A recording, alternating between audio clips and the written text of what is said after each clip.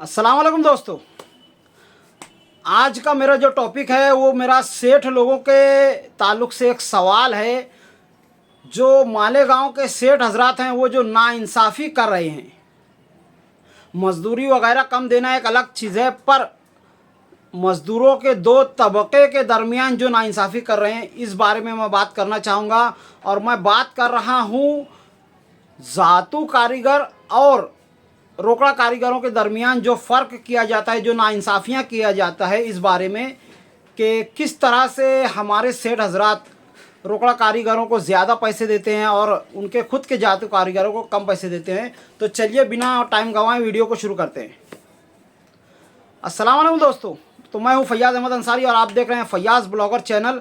और इस चैनल पर मैं जो है गरीब लोगों के ताल्लुक़ से, मज़दूर तबके के ताल्लुक़ से आवाज़ उठाता हूं, उनकी आवाज़ों को आम जनता तक पहुंचाना चाहता हूं और मेरे चैनल का यही मकसद है। तो आज का हमारा जो टॉपिक है उसमें जो है जो सेठ लोग नाइंसाफ़ी करते हैं, यानी अगर वो किसी रोकड़ा मज़दूर को लेकर आते हैं तो उसको जो है 150 रुपये एक्स्ट्रा अलग से देते हैं। और उसको ये सहूलत होती है कि अगर भीम वगैरह कट रही है तो उसको भीम उठाना नहीं पड़ता है। वहीं पर अगर किसी जातू वाले की भीम कट रही है और वो किसी वजह से बदली देता है तो सेठ लोगों को ये लगता है कि भीम कटने की वजह से जो है कारीगर बदली दे रहा है, वो इसको किसी तरह से टॉर्चर करते हैं और उसके पीठ पीछे गाली देते हैं कि जब भीम कट रही है तो ये बंदा बदली दे रहा है। और वहीं रोकड़ा कारीगरों के साथ वो ऐसा नहीं करते हैं। उल्टा अगर रोकड़ा कारीगर के पास वो जाते हैं और कहते हैं कि बदली चलाना है, तो पहला रोकड़ा कारीगर का सवाल यही होता है कि भीम तो नहीं कट रही है ना, क्योंकि अगर भीम कट रही है तो वो भीम नहीं उठाएगा।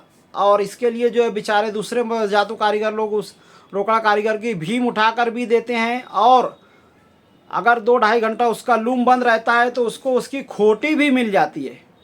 वहीं पर जातू कारीगर को खोटी वगैरह कुछ नहीं मिलती है।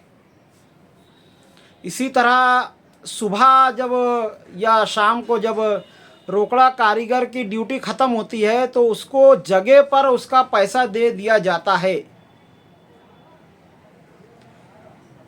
और हमारे जातू कारीगरों के साथ उल्टा होता है, उसको हफ्ता भर तक रोका जाता है। हफ्ता भर ख़त्म होने के बाद जब जुमा का वक्त आता है तो सिर्फ़ और सिर्फ पगार लेने के वास्ते उस बेचारे को अलग से फिर से आना पड़ता है। यानी 6 ड्यूटी करने के बाद 7वीं ड्यूटी उस बंदे को अपना मेहनताना वसूल करने के लिए दोबारा से आना पड़ता है और आधा 1 घंटा, कभी कभी 2-2 घंटा इंतज़ार करना पड़ता है सेठ का। और उस पर तुर्रा ये कि जो जातू का कारीगर है उसको माल साफ़ देना होता है। और अगर किसी वजह से माल ख़राब होता है तो उसको इस बारे में सुनाया भी जाता है। यानी एक ऐसा काम करके देता है जातू कारीगर जिसमें गारंटी होती है कि माल वो साफ़ देगा। उसके भरोसे सेठ कारखाना छोड़कर चला जाता है। और वहीं पर रोकड़ा कारीगर अगर चलाने के लिए आता है तो वो दूसरे कारीगरों को कहता है ज़रा ध्यान रखना, रोकड़ा का से कारीगर लाया हूँ, उसको अकेला मत छोड़ना। और इन सब चीज़ों का जो है जातू कारीगरों को कोई पैसा वगैरह, कोई अलग से मेहनताना नहीं दिया जाता है। जबकि अगर आप 2 तरह का सामान समझ लीजिए, अगर आप एक चाइना का माल लेते हैं जो बगैर गारंटी वाला है तो वो आपको सस्ता मिल जाएगा। वहीं अगर आप कोई ऐसा सामान खरीदते हैं जिसकी गारंटी हो तो वो आपको महंगा मिलता है। तो कारीगरों में जो जातू कारीगर है उसकी गारंटी होती है कि अगर कभी माल वगैरह ख़राब हुआ तो आप उसको 4 दिन बाद इस ताल्लुक़ से बात कर सकते हो, उसको कह सकते हो कि तूने माल क्यों ख़राब किया। तो आपको चाहिए कि ये नाइंसाफ़ी बंद करें और जातू कारीगरों को रोकड़ा कारीगरों से ज़्यादा पैसे दें। यहाँ पर आपकी जो नाइंसाफ़ी है इसके लिए आपको पकड़ हो सकती है, क्योंकि अगर रोकड़ा कारीगर आपसे ज़्यादा पैसे ले रहा है, जगह पर पैसे ले रहा है और इतनी सारी उसे सहूलतें आप दे रहे हैं, और वहीं पर एक जातू कारीगर को आप जो है उसकी मजबूरी का फ़ायदा उठा रहे हैं, आप उसको अलग से कोई पैसा देते नहीं हैं, उसके भरोसे पूरा कारखाना छोड़कर चले जाते हैं। पावर वगैरह जाती है तो वो बेचारा बैठा रहता है, भीम वगैरह उसको उठाना पड़ता है। और सबसे बड़ी बात ये कि हफ्ता भर काम करने के बाद फ्री में उसको लूम भी साफ़ करना पड़ता है। और अगर अच्छी तरह से साफ़ नहीं किया तो वो भी आप कहते हैं लूम का कोई सामान ख़राब हो रहा है तेल पानी नहीं करने की वजह से, तो इस पर भी उसको बात सुनना पड़ता है। जबकि इन चीज़ों का उसको अलग से कोई पैसा नहीं दिया जाता है। यहाँ पर हमारे सेठ हजरात नाइंसाफ़ी कर रहे हैं। मजदूरी बढ़ाने का जो विषय है, जो टॉपिक है, वो तो है, और ये जो नाइंसाफ़ी हो रही है इस ताल्लुक़ से आप क्या कहेंगे? हमारे सेठ हजरात को अगर काफ़ी मैं बातें करता हूँ उनसे, तो वो कहते हैं कि हम लोग अपनी जगह पर सही हो। तो अगर आप ये जो नाइंसाफ़ी कर रहे हैं इस बारे में आपका क्या ख्याल है?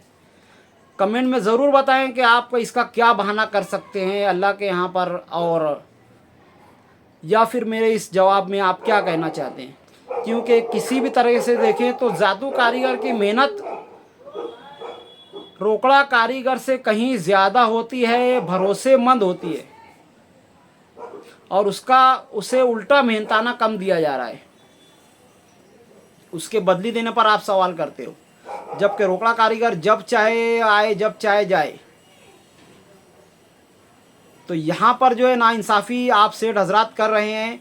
मेरा आपसे सवाल है कि इस नाइंसाफ़ी का आपके पास क्या जवाब है? ज़रूर दें, कमेंट में दें, और इस नाइंसाफ़ी को किसी तरह से ख़त्म करें। मज़दूर जो आपका जातू कारीगर है उसको अलग से, जैसे आप 150 रुपया दे रहे हो रोकड़ा वाले को, तो हफ्ता भर चलाने पर इसको कम से कम 300 रुपये तो दो। लूम साफ़ करने का तो कुछ दो, या फिर लूम साफ़ मत करवाओ, भीम वगैरह उससे भी मत उड़वाओ, जैसे इस कारीगर से नहीं उड़ा रहे हो। मेहनत ये भी कर रहा है, मेहनत वो भी कर रहा है। तो आप अगर एक बंदे को जो मजबूर है उसे दबा कर रखेंगे, और जहाँ पर आप मजबूर हैं आप उसकी हर बात सुनकर चल रहे हैं, ये जो है सही रवैया नहीं है। एक मुसलमान को ये चीज़ जो है ज़ैब नहीं देती है। मुसलमान जो इंसाफ करता है। अगर आप किसी भी तरह से रोकड़ा वाले को जगह पर पैसा दे रहे हैं, बढ़ा कर दे रहे हैं, और उससे माल के ताल्लुक़ से कोई बास पुरुष भी नहीं है, वहीं पर एक गारंटी वाला कारीगर आपके पास चला रहा है, जिसका अगर माल ख़राब करेगा तो आप उसको कभी भी बोल सकते हैं, कभी भी बात सुना सकते हैं, तो आपको उसका अलग से कुछ पैसे देना चाहिए, या अलग से नहीं तो कम से कम उसकी मजदूरी को बढ़ा करके आपको देना चाहिए। मेरे टॉपिक में जो है इस तरह के टॉपिक मैं बहुत कम उभारता हूं, पर आप जब ये वीडियो देख रहे हैं तो ज़रूर इस बारे में गौर व फिक्र करें, और अपने जातू कारीगर की कदर करें, उसको उसका सही मेहनत का हक दें। आप एक मुसलमान हैं, आपको ये जो है ज़ैब नहीं देता है कि आप इस तरह के नाइंसाफ़ियाँ करें। तो आज की वीडियो में इतना ही, मिलते हैं अगली वीडियो में, तब तक के लिए खुदा हाफिज़। अस्सलामु अलैकुम वरहमतुल्लाहि वबरकातुहू।